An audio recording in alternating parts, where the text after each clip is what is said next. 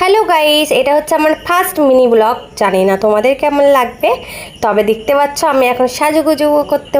এখন আমি ঘুরতে যাব। সরি, না না, ঘুরতে না, আমি এখন নিমন্ত্রণ বাড়ি যাব। কোথায়? বিয়ে বাড়ি? না না, জ্যৈষ্ঠ মাসে আবার বিয়ে হয় নাকি? আরে আমি যাব পুজো বাড়ি আজ।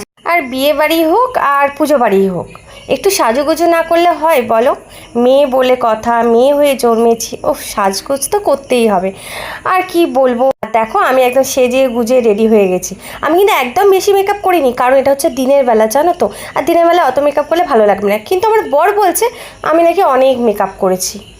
এবার তোমরা বলো তো আমাকে কেমন লাগছে এই লাল শাড়ি আর সবুজ ব্লাউজটাতে? আমার তো ভালোই লাগছে, তাই জন্য আমি একটু ঘুরে ফিরিয়ে দেখছি।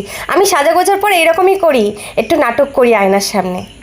কিন্তু আমার বর হচ্ছে এদিকে চেল্লাচ্ছে, কারণ ওর নাকি দেরি হয়ে যাচ্ছে, ওর নাকি খিদে পেয়ে গেছে। তাই জন্য চললাম, কিন্তু দেখতে পাচ্ছ আমাদের পোলটা কি সুন্দর, ভাঙা পোলের উপর দিয়ে আস্তে আস্তে চললাম। আর এই হলো সেই মা মঙ্গলচণ্ডী, দেখেছো? চলো ছট করে একটু প্রণাম করে নিই। তো আমি তো ভিডিও করে নিয়েছি আর ফটোও তুলে নিয়েছি, তো দেখো তোমরাও তোমাদেরকেও দেখিয়ে দিলাম, ঠিক আছে? এখানে তো প্রণাম টনাম করা সব শেষ হয়ে গেল, এবার যাব খেতে।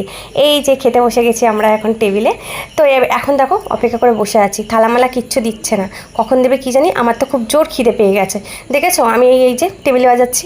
আরে কি করব বলো তো, বসে বসে সবাই বসবে, তারপর হচ্ছে ওরা পাতা দেবে। এই দেখো, বলতে বলতে পাতা নুন দিয়ে দিয়েছে, নুনের সাথে লেবুটাও দিয়েছে, দেখতে পাচ্ছ তো পাতে নুন লেবু সব দিয়ে দিয়েছে। তারপরে একটা আলুর চপ দিয়ে দিল, কারণ আজকে যে নিরামিষ পুজো বাড়ি বলে কথা। তারপরে ঘি আর বেগুন ভাজা আর লম্বা লম্বা চালের ভাত। উফ, যে কটা খাবার দিয়েছে আমার খুব পছন্দের। আর পরেই দিয়ে গেল ঘন মুগের ডাল আর আলুর চিপস। আমার তো এই মুগের ডাল আলুর চিপস হলেই আমি ভাত খেয়ে নিতে পারবো, আর কিচ্ছু দরকার নেই। কিন্তু তারপরে কি দিয়ে গেল বলো তো? ধোকা, দেখতে পাচ্ছ তো। ধোকাটা আমি একদম ভালোবাসি না সেরকম খেতে। তারপরে দিয়েছিল কিন্তু পটলের দরমা, যা ওটা আমি দেখাতে ভুলে গেছি। আর তারপরে দিয়ে গেছে পনির, দেখো যেটা আমার মেয়ে তুলে দেখাচ্ছে।